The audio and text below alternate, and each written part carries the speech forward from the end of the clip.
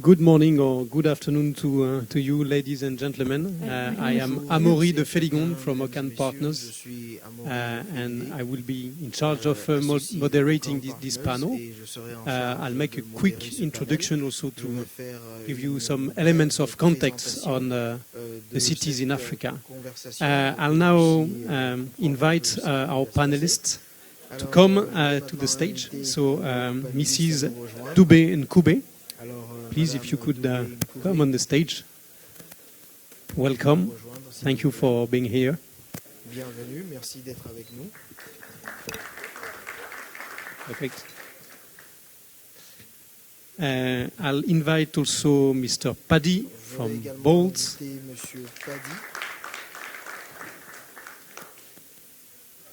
Mr. Yoran, if you can come with us. And Mr. Bakayoko also. Thank you very much for joining us. Merci de nous rejoindre ici. A quick presentation of our honorable panelists. So, first, Mrs. Nomusa Dubé Koubé, who is the premier, so the governor of KwaZulu-Natal province. So the KwaZulu-Natal province, it's Durban. So thank you very much for being with us. You have been nominated, sworn in 2022. Welcome. We are very honored to have you with us. Then Mr. Yaron Chuela, who is the CEO of the Mitreli Group, a company which is very active in the urban space. As Yaron will explain to us with some nice projects in Africa. Mr. Ahmadou Bakayoko, who is the CEO of the company Ivoirienne d'Électricité, so the big company who is providing electricity for Côte d'Ivoire. Thank you very much for being with us. And Mr. Paddy Partridge, who is the Vice President for Rides for Bolt, which is a company well known for its ride-hailing app all over the world, and in particular in Africa. Thank you very much for being here. So we are here today for a very nice theme, urbanization in Africa, urbanization boom, planning for the urban environment of tomorrow. So it's a big subject. We'll try not to get lost in too many general things, but to speak about clear projects, clear examples. So Africa is projected to have the world's fastest urban growth rate. An extra billion people will be added to the already densely populated cities by 2050 in Africa. So it's a big challenge. I'll give you now a small presentation based on a report that Ocan Partners published last year with the Africa CEO Forum to give you a few ideas, a few data, a few numbers, a few examples, and also some recommendations on how to plan the cities, how to develop projects to make sure that these cities are as livable as possible in the coming decades. So if you could give me the presentation.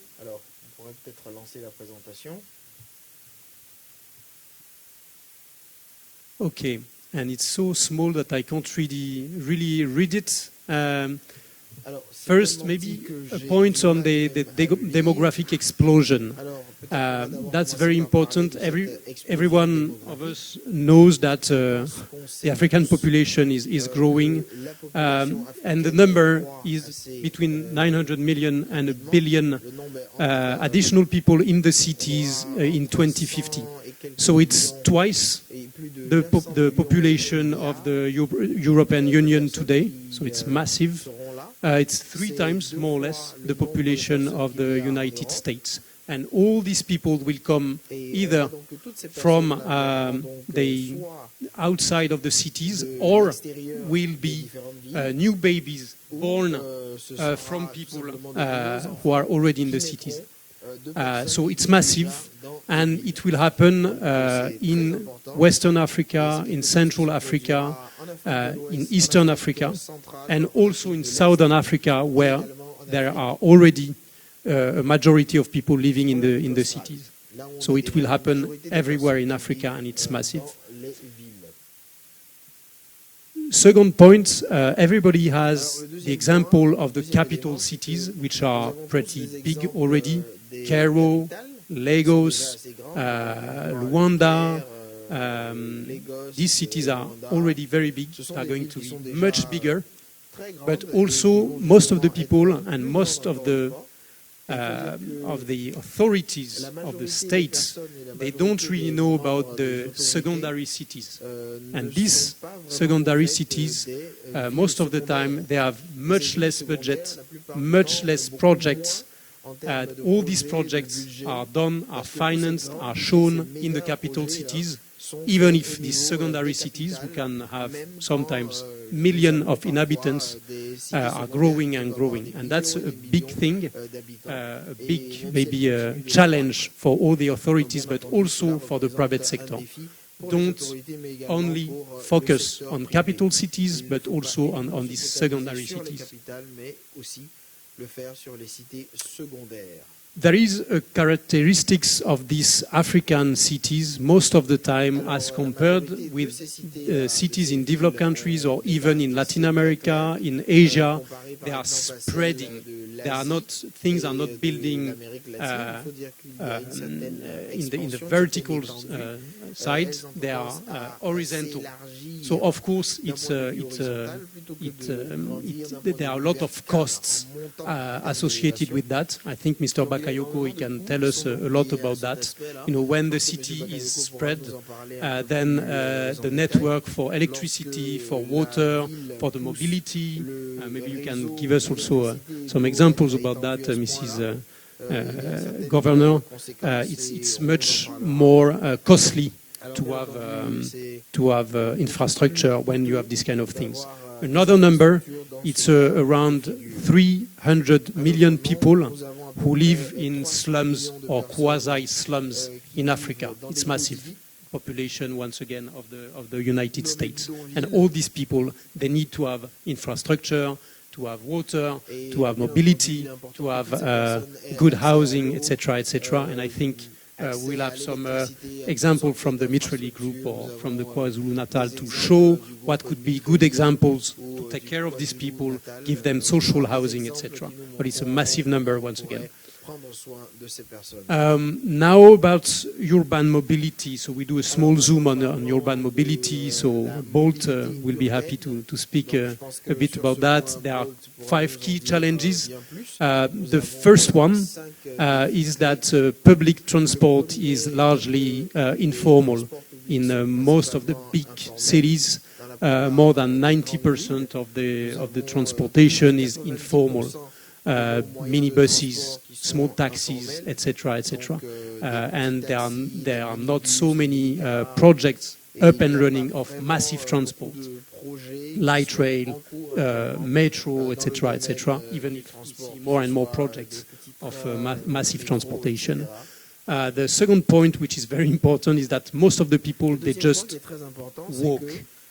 They don't have their private car. They don't have metro, light rails. They can't pay for the minibuses. So most of the people, their way of transportation is walking. They do tens of kilometers each day, each week. They walk a lot. Then we have this problem that everybody knows when they are living in African cities of the congestion, traffic jams, with all the problems in terms of all the hours which are lost. Sorry, I'm a bit lost with this small machine. It goes by itself. That's artificial intelligence, probably. So, yeah, we have this massive congestion, which is an economic problem, because you lose a lot of hours being stuck in the traffic, but also it's a massive problem for the pollution, etc. Fourth problem, the social concern, because most of the poor people are outside of the big cities, and it's very complicated for them. The nightmare. Can you stop moving the thing? Pourriez arrêter de déplacer les slides? Merci. And the last one, yeah, it's heavy pollution that Voilà, we et spoke maintenant, le about. dernier élément, c'est celui de la pollution.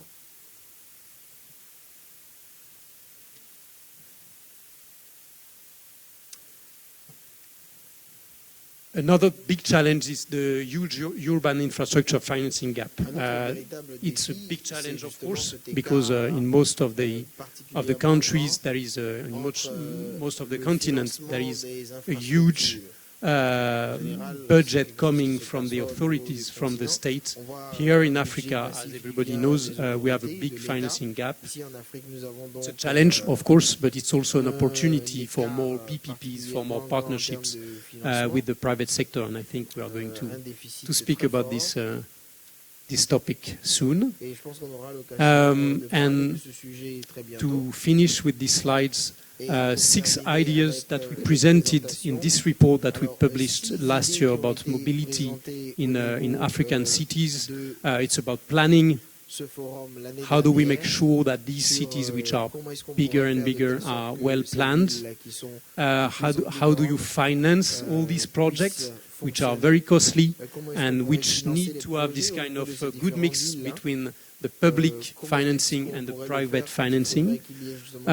Try and do a good structuring and also avoid the white elephants, which is something that we can see very often in Africa. You know, these very nice projects, very costly, very big, but which are not necessarily the project that should have been financed and built. Well, I'll let you maybe go to the report, not to take too much of your time. It's a nice report. Even our colleague from Bolt, which is a very good professional, told me it was a good report. So go to it. I'll be happy to share it with you. Thank you very much. Okay, so now we'll go to the questions to our panelists.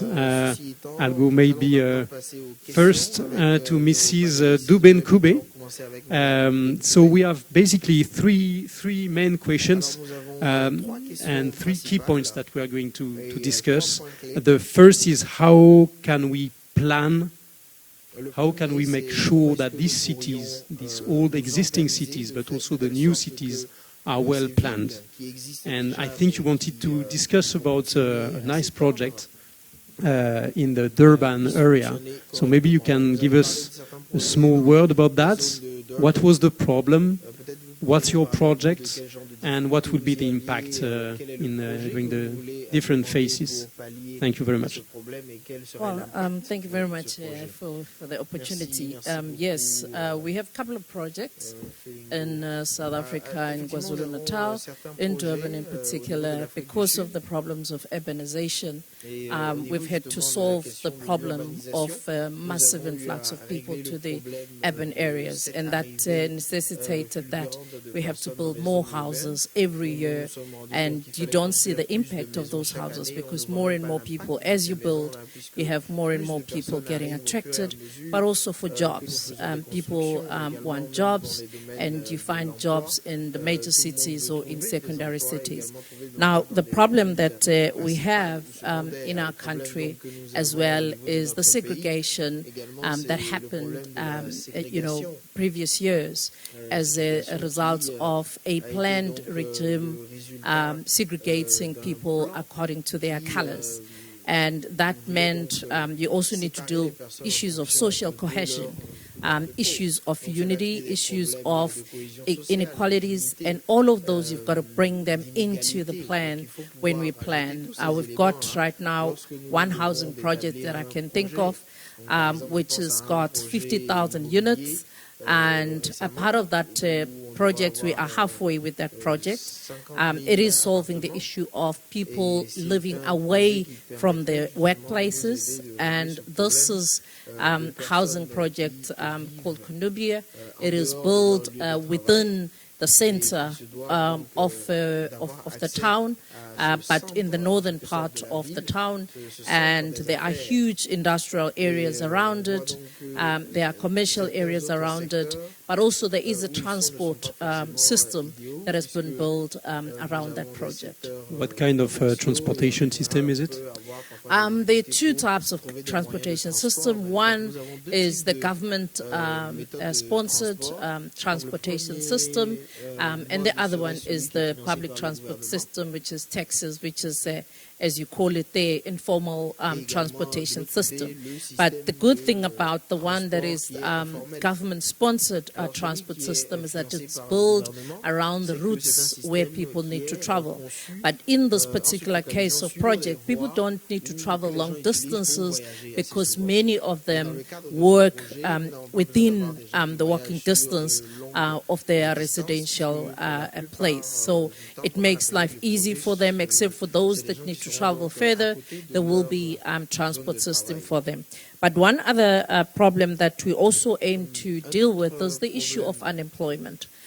Because when you have people living, playing, and staying in that particular area, it becomes not expensive for them to be traveling long distances, but also they are able to take advantage of economic opportunities that are available in that area where they live. So it becomes really better to plan that.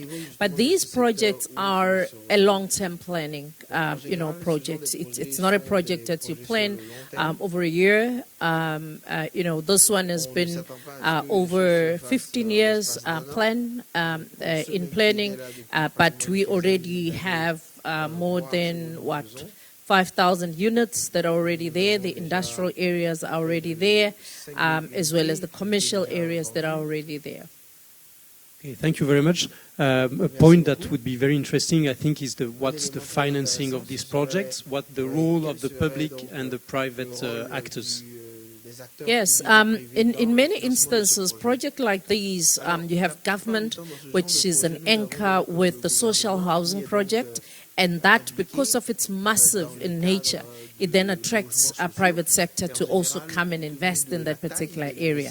And yes, the social housing is government, infrastructure is government. Because of good infrastructure that is there, we then are able to attract businesses to come and invest in that area. So it becomes a public-private partnership that builds communities in a smart way, in a new way of building our cities. Okay, thank you very much, Mr. Dube Nkube. It was very clear and very interesting. So we'll come now from the macro side of planning from the authorities to maybe something more micro and more private with Bolt. And maybe I will ask you some kind of question about how do you contribute to the planning of better cities in Africa with what you are doing as a private actor in Africa. Maybe tell us a bit more about what you do with Bolt in Africa. Sure. So for those who don't know, Bolt is a mobility platform. We do ride-hailing with cars, two-wheelers, three-wheelers across Africa. We also do food and grocery delivery, and we're the leading player in Europe for micromobility, so electric scooters, electric bikes, and so forth. So in Africa, we're in 7 countries, and we have around almost 50 million users and around 900,000 drivers operating across the continent. So I think one of beyond the provision of the mobility services, I think one of the roles companies like us can play in terms of planning is really around access to data. So I think if you're digitizing mobility on a large scale, so we're doing well over 1 million rides every single day across sub-Saharan Africa. It's a lot of data. And something we're increasingly trying to do is work with cities, with government, to see how we can leverage that data to better plan for movement around the cities, but also things like sharing data on crime incidents that happen, so they can get better visibility of hotspots like that. Obviously, from a planning perspective, having visibility of the routes that are being most common, where we're seeing congestion, things like this can also inform transportation planning, even dynamic planning around congestion that's happening in cities. Can you give us a an example of a city with whom you have been sharing the data, exactly. and what was the... So I mean, it's still very nascent for us, and it's something we're very much trying to work with governments on. But for example, in Tanzania, we're very proactively sharing data with them to try and get towards this kind of planning. Similarly, actually, in South Africa, in Johannesburg, and increasingly in Ghana. But we think it is a lot of very valuable data that can be extremely useful for cities in the planning perspective. Thank you very much. So now Mr. Joran, so because he told me that I need to push his case, so now I'm pushing the case to Joran, and our host who is from Ivory Coast will be the last because he's at home. So Joran, maybe give us a few words about how you contribute to the planning of better cities with the Mid-Trade Group. Give us a few examples also of problems you encountered, about projects that you have delivered, and how you contribute to better planning for these African cities. Okay, so the Mid-Trade Group has been engaged in the last 10 years in impact projects across Africa, doing urbanization and rural. But in this context, I would like to discuss the urban areas. So you talked about 1 billion people by 2050, but this is not going to be a step function. So next year, there are going to be 30 million people who will move to the cities. And every year, there are going to be additional 30 million people moving to the cities. So this is a problem that exists today. We are engaged in urbanization projects in the areas of water, in the areas of wastewater management, in the areas of energy, in the areas of education and employment, and healthcare. These are the areas that we do projects across Africa. And let me share with you just a few examples. In Luanda, which is a city of 9 million people today, it will be around 15 million people in a very short time. Okay? Today they are lacking water. They don't have enough water, and they need to expand the water system, especially providing fresh, potable water to the people. And just the existing people, not just the people that will be there in the years to come. Also energy. The people that move to the cities, to the urban areas, they don't go to the center of the city. They start developing the skirt of the city. There is no electricity there. We are doing projects for electrification of such neighborhoods, and these projects are complex. Why? Because of the habitats that exist. They are not buildings. They are small dwells, and the dwellings requires one by one to connect them to the electricity.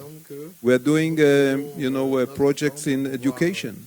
All those people that will come to the cities, when they wake up in the morning, they want housing, they want education, they want food to eat, they want employment, good employment, and they want to live the life to the fullest. So it's all about the entire infrastructure, including mobility and including everything that was discussed. We are engaged in all of these projects. And can you give us one or two examples of cities that you have been building or big projects? Yes, so we are, in Angola, we are engaged in the delivery of 13 centralities, delivering urban areas to around 300,000 people in 13 cities that were developed from scratch. Nothing. We developed the design, we developed the construction, but when we develop the apartments, that are around 40,000 apartments across the country, it is not just the apartments. We are building communities, because the urban area is not just the housing that people move to the city. They need a community, a vibrant community. They need a place to work, they need a place to play, the children, they need a place to be educated in the schools and the kindergarten, they need to have service for healthcare, they need parks, they need roads, they need connectivity to the employment areas. We are building such 13 cities in Angola. And how many people? So every city is around 20,000, okay? So around 300,000 people. We already delivered 8, and these are great success, because when you deliver these houses to the people, you need to hold their hands for 2 years in order to ensure that the infrastructure is there, that it's not getting deteriorated. And when we deliver that, we deliver also the water project, we deliver the energy, we deliver the wastewater, we deliver the schools, the equipment for the schools, sometimes the curriculum and the training for the teachers. And we believe that in every project that we do, urban or rural, innovation needs to be a very important piece of the project, because it's not just about building the schools, it's about giving them education. So it's not about the four walls and the roof, it's about, you know, the content, it's about the curriculum, it's about training to the teachers, it's about the ability to create employment. It's, you know, we are delivering shops, small shops in such urban areas. So you need to create a community, and this is our specialty, I would say. Okay, thank you very much, Joran. We'll come back to you later to have more details about these nice projects, about the financing, about this kind of the impact, etc. So, Mr. Bakayoko, now, so you work for the CIE, la compagnie ivoirienne d'électricité. It would be interesting also to have your view on all the planning mechanism. How do you plan in these cities like Abidjan, but also in the secondary cities in Côte d'Ivoire, and how you try and plan and deliver these utilities in a context where people are not necessarily have the means to pay for these utilities, for the infrastructure, but also for the OPEX, etc. Thank you. Exactly. I want to focus on the economics, just to make sure that I add to what has been already said. I think one thing is that's very important is the fact that when you do the planning, there's the investment part, and then there's the maintenance, the operations of the existing service. You need to have both planned, because otherwise you can structure funding to deploy this level of infrastructure, and tomorrow it will be depleted, tomorrow it won't work. So really, part of what we try to do make sure that the economics is balanced. On one side, you find the funding to deploy the infrastructure, and the second side, you make sure that there's enough money to operate it on a daily level. For example, you were talking about slums. Obviously, precarious neighborhood is a reality for every city. You mentioned 300 million. We have the same here in Abidjan, for example. And one of the challenges is that people are living in places where they don't have the paper, the legal frame. They're not supposed to live there. So do you provide service to them or not? If you don't, they're going to steal it, because they need water, they need electricity. So they're going to steal it, they're going to do illegal connections, which is going to deprive you from resources for the operation and maintenance of the network, and create security issues. Because when they get water, it's done through, informal ways, and there's no security measurement of the quality of the water daily. Electricity, sometimes they pull the cables and, connect people in ways that are not safe, so people could be affected. So we decided, with the government decided to follow us on deploying, the adapted technology to those areas. And there's new technologies in water, for example, PhD, which is much more flexible, so it allows to be put in those type of neighborhoods. And we were able to connect about 1.5 million people in Abidjan that were living in those areas. Out of 6 million people, they were not supposed to be there, but at some point we made a decision to give them the service. And the good thing is that by fighting against fraud, it allows us to capture resources that help us to maintain this network. So, for example, one city, Abobo, we were losing 60% of the water, which means that you give them 100 liters, you only get the money for 40 liters. Obviously, you cannot maintain with 40, 100. Now we are at 70 that we're recovering. So we increase 70% the level of water and money that we get from the service. So by connecting those people in slums, you get more money into the system. So that's something I wanted really to highlight, is you need to manage those slums, you need to manage those people.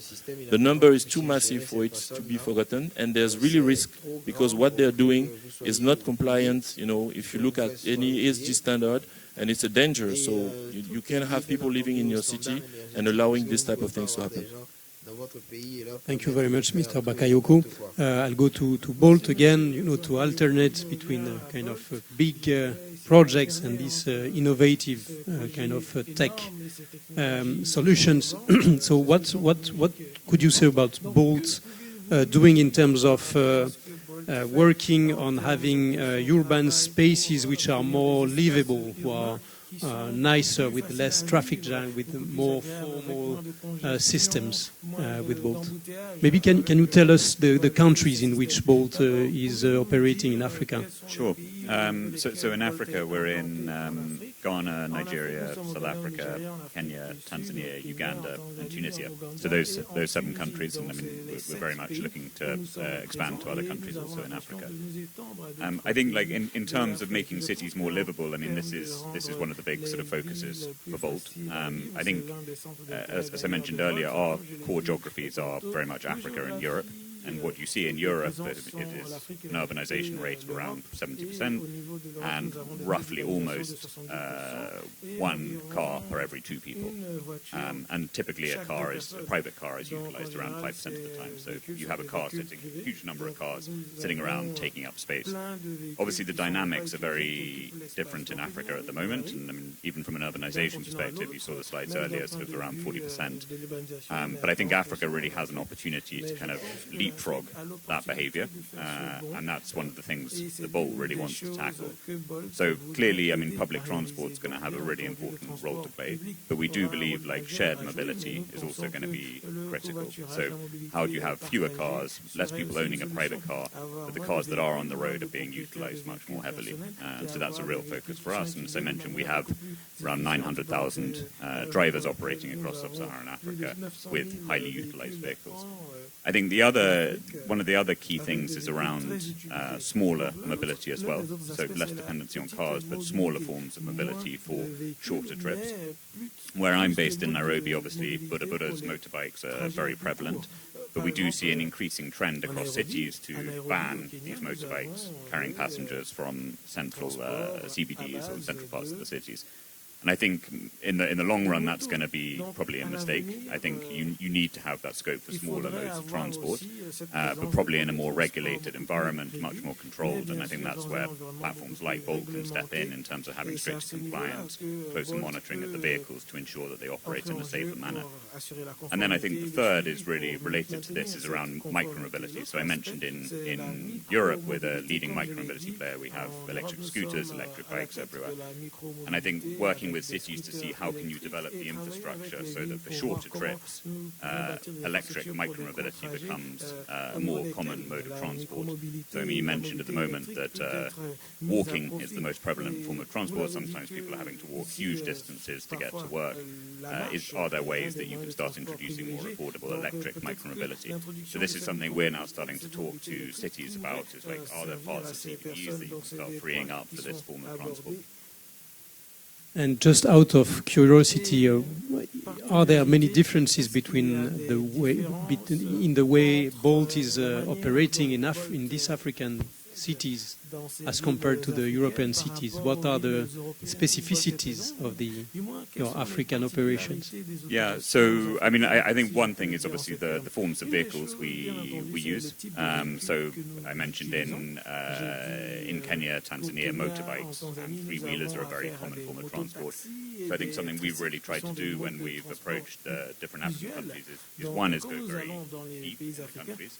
So not just go into the capital city, but go into the long tail of cities. So for example, in Nigeria, I think we're in around 36 cities. In South Africa, around 24 cities. And then the other is adapt to existing modes of transport. So really try and digitize the 2- and 3-wheeler segments as well. Very interesting. Salome, if you allow me, Mrs. Governor, let's speak about the mobility in your district. I would be very interested in maybe having some examples of new mobility systems, mass transit, the Bolt, all the kind of transportation systems that you have been financing, that you have been planning, that you have been working in the last few years. That would be very interesting. Yeah, yes, there is a few areas of mobility that we do support and finance as government. But on one area, just to start with the issue of urban planning, but also for informal settlement, as we call it, is that we do have programs where we do not anymore have to wait for people to own the land before they are formalized in those informal settlements. We've had recently cases in court where the court said that government has got to provide services in those areas, even if people do not own the land. And that has assisted us to have government, giving municipalities what is called the grant for urban improvement grant that begins to build roads within those informal settlements. It begins to put electricity, water, and make those places livable while people are waiting for permanent houses to be built for them. But in that case, again, where you start building proper roads, that's when people also start having proper transportation systems coming into that area. The one good thing with us is that government at the national level does give funding or does sponsor private taxis, but also buses. There are incentives that are given, or half of the transportation costs are paid by government to encourage, transport system, but also to improve the transport system so that it's safer, but also it is a transport system that is not something that could be dangerous to the lives of people, because if you do not, assist the private, taxi owners, you might end up with an old transport system transporting people, causing a lot of danger and accidents. So that is one area where we really feel that government has really done quite a good move in terms of subsidizing buses, subsidizing taxis as an If I may interrupt, do you have... I come from Paris, so we have a very nice metro subway system. We see that here in Abidjan, they are now in the process of developing this big metro, which is a kind of train, urban train. Do you have these kind of systems in the Durban area already up and running or in projects? Yes, we do have projects like that. We have them in Johannesburg, we have them in Durban, a transport system that has been built, integrated in the existing road networks that is funded by government. It started in 2010 when we were going to have the World Cup, and that injection of that infrastructure and monies that went through that transportation system helped a lot, because now you would be able to get, whether it's trains, whether it's buses, whether it's taxis, going inside where people live. And being able to be integrated from maybe a train to the bus, from the bus to the train, and taxis the same. So as to create, again, the easy mobility to communities. Of course, the reliable transportation system is key to the development of our communities, but also to the development of the economy of our areas. So all of these areas are integrated in the planning when we plan our cities. When we say we want smart cities, we want new cities that are democratically, geared towards the century that we're living in, where everything, there is connectivity in terms of networks, in terms of technology, but also in terms of how people themselves utilize that also to create more jobs. But in a one-stop shop. If I may ask, how many people live in the Durban city itself and in the district? Wow. It's, in our province as a whole, we have about 11 million inhabitants. And in Durban alone, you'd be looking at about 5 million inhabitants there. And all of those settlements that you find there have got their own integrated development that is happening within those settlements, because in other areas people have already settled. So you've got to build what is called in situ planning and in situ building, where you even build other houses as they're 3-story houses going up, so that you can accommodate more people. But also it helps with the infrastructure because it's more cheaper. It's able to take bulk infrastructure if you're building high-rise or up-rise building. But of course, you'll hear people talking about the social issues that arise as a result of high-rise building. But from our experiences, it hasn't created any, elevated social issues or security issues if you have high-rise building in terms of the social houses. Okay. Thank you very much. I'll go again to Mr. Bakayoko. I think we spoke about this financing gap and the role of the private sector in delivering some of these utilities. At the same time, it's a social business because you give electricity and water. Water, you can't live with it.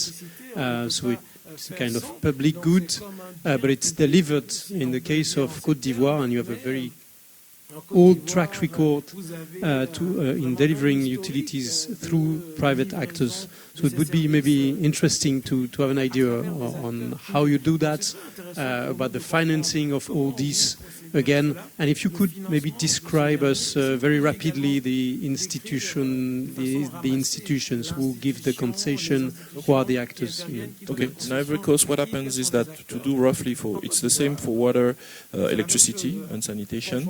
You have companies that are owned by the state 100%, that does the investment, and you have operating companies like us, CIE for electricity, SODECI for water and sanitation, which operates this network, invoice the clients. So the idea for us is to operate at the maximum efficacy to make sure that we cost the least possible to the system. So for that, I mentioned earlier the idea of reducing losses. Second thing also is collection, being extremely good on collection. We operate between 95 and 98% of collection. All the invoice that goes out, we take the money.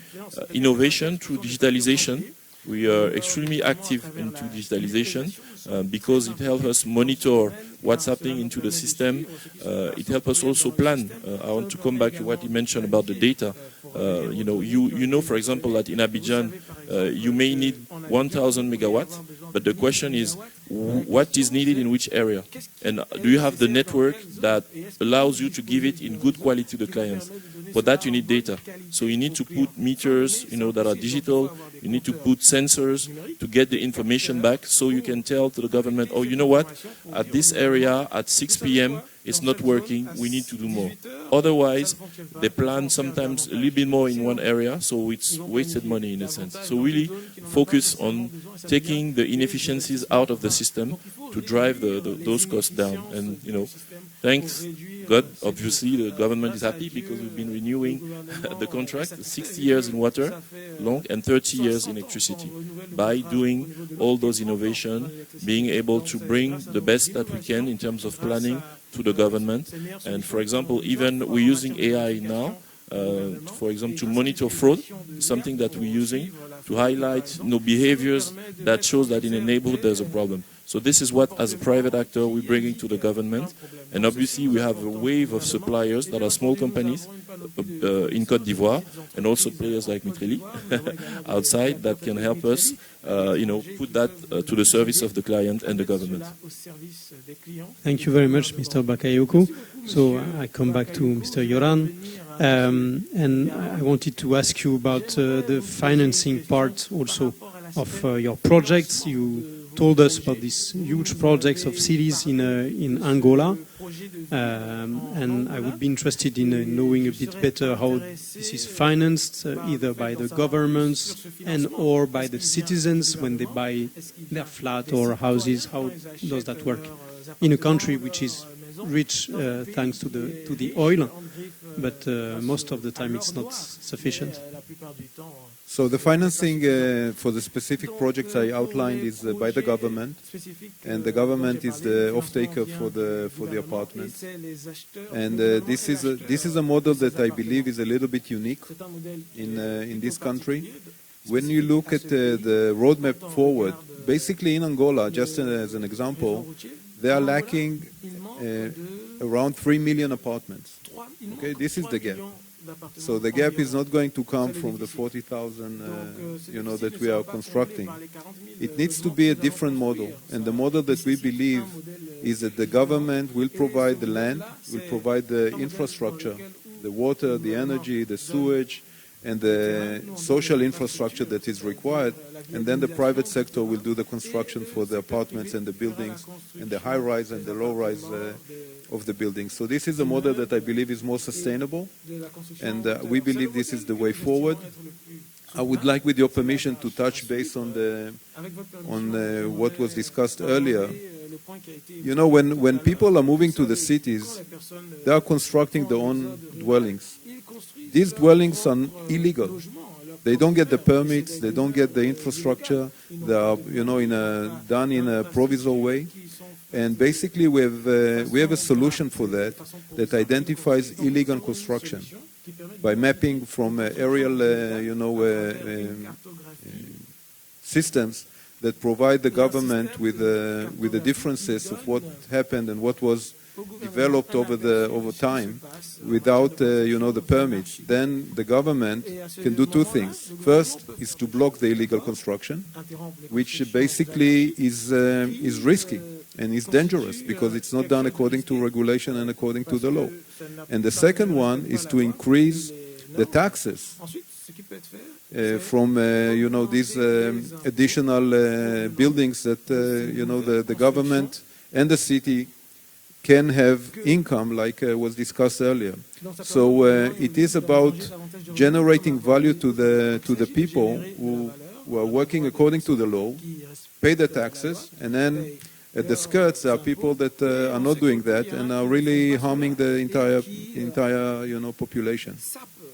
So this is just an anecdote.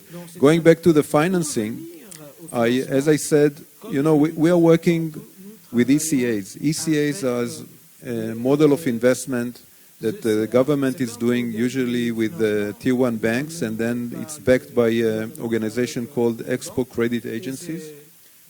The problem with this process, which we are using a lot, and we don't have any problem with it, it's just at the time that it takes.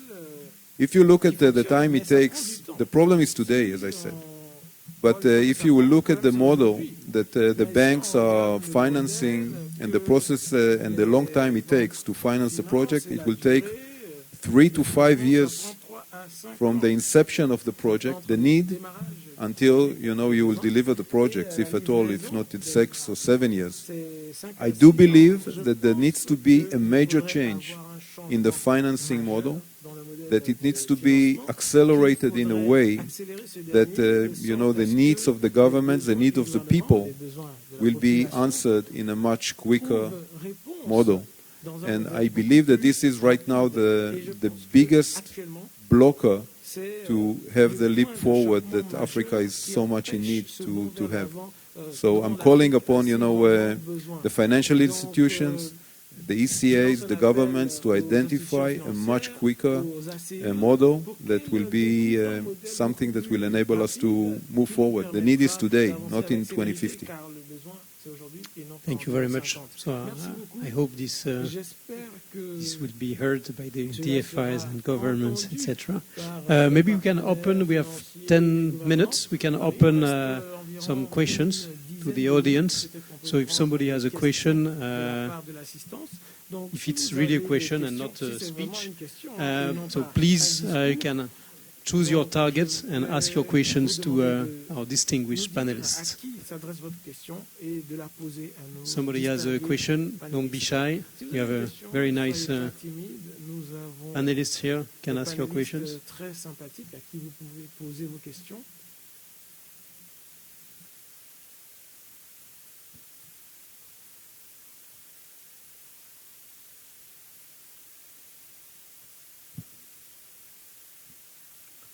Hi, good afternoon. My question is to Yaron and Patrick. Are you sharing any data between housing and transport? to sort of maximize the opportunities, for example, for housing or for transportation? Yeah, those two different sectors. Is there data sharing currently going on, or are you thinking about that? Sorry, between transport and housing, did you say? So, I mean, as I mentioned at the beginning, I mean, something we're trying to do, and in some cases cities are asking for, is exactly around sharing data. So, as I mentioned, in Africa, we're doing well over 1 million rides a day. That's a lot of data that can be extremely valuable for cities in terms of planning public transport routes, planning where to address congestion, but also, like, over time, how platforms like ours can actually integrate with public. So this is an area where... Donc c'est un domaine, ce partage de données, qui pourrait offrir beaucoup d'opportunités. And so, I mean, we are already doing it in Tanzania, and where we're doing it in Johannesburg, and increasingly now in Ghana as well.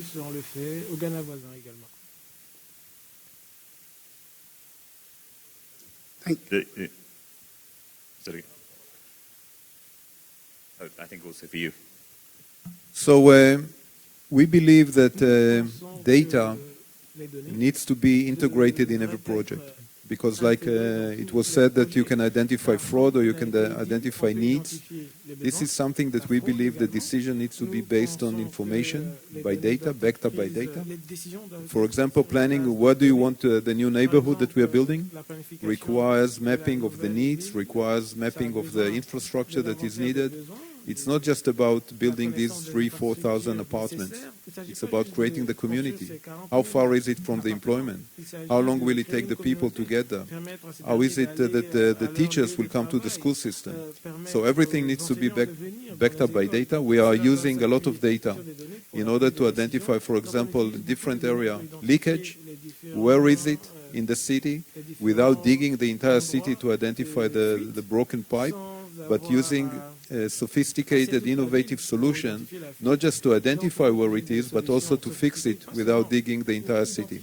So these types of solutions that integrate data and information are key for urban areas. So my question has to do with public transport. I would like the panelists to give us their views in terms of what are the structural impediments in African cities in particular that do not allow us to have efficient public transport systems. You mentioned Paris, I mean London and the other cities. It's very easy as a tourist or as a traveler, get in there, you can use public transport to get around. I'm not sure if I can do that in Abidjan. I'm not sure if I can do that in Lagos. What are your thoughts in terms of creating an ecosystem that allows us to have world-class functioning public transport systems? And linked to that, how can we make our cities safer, especially for girl children to walk at night, go to movies, and be able to enjoy nightlife just like in other Western cities? Yeah, thank you.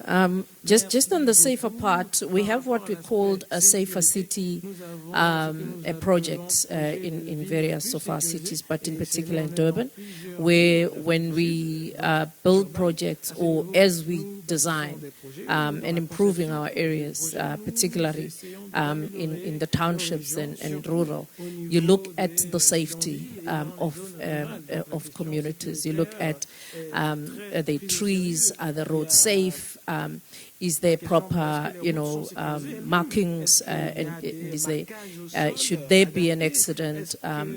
So they are designed in mind with the safety of our citizens. So that's why it's called safer cities. It's already you have communities, but now you've got to build in how do you make sure, as you say, the girl child, women are safe as they come from work. Traveling long distances, how do you build that in, their safety? But the other part of it is the transportation system. I think what is needed here is a lot of business, private partnerships to come in because particularly the transport mode that is utilized, it's an informal transportation system where it's owned by individuals.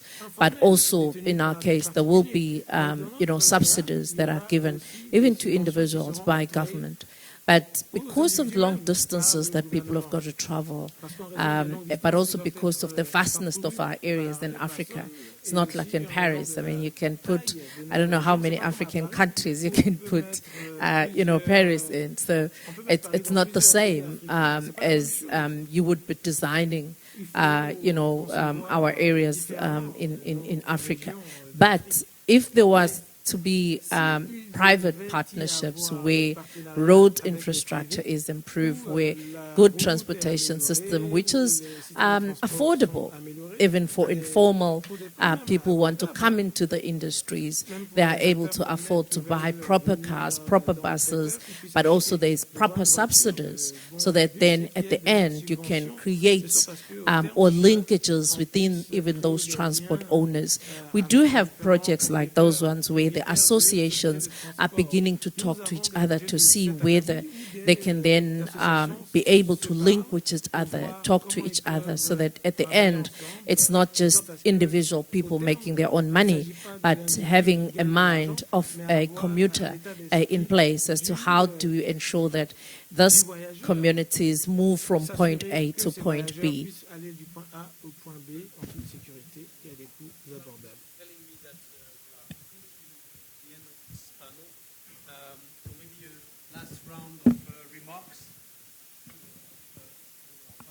Yes, so if I may start, very short. You said that by 2050, the 900 million people will move to the cities. The majority of the people will be young people. This is the future of mankind. 50% of people under the age of 15 will be Africans. I believe these people deserve high quality life, high quality education, high quality employment, live life to the fullest. There needs to be a major investment in urban areas, in all the infrastructure that goes with it. And we are a proud partner to the governments and to the people of Africa achieving this goal. Thank you, Yoran. I think we've covered pretty much the main key points in terms of planning. There's one key aspect that I think wasn't mentioned, which I think we deserve to our clients, is the resilience planning. Because we've been talking about planning for normal situation.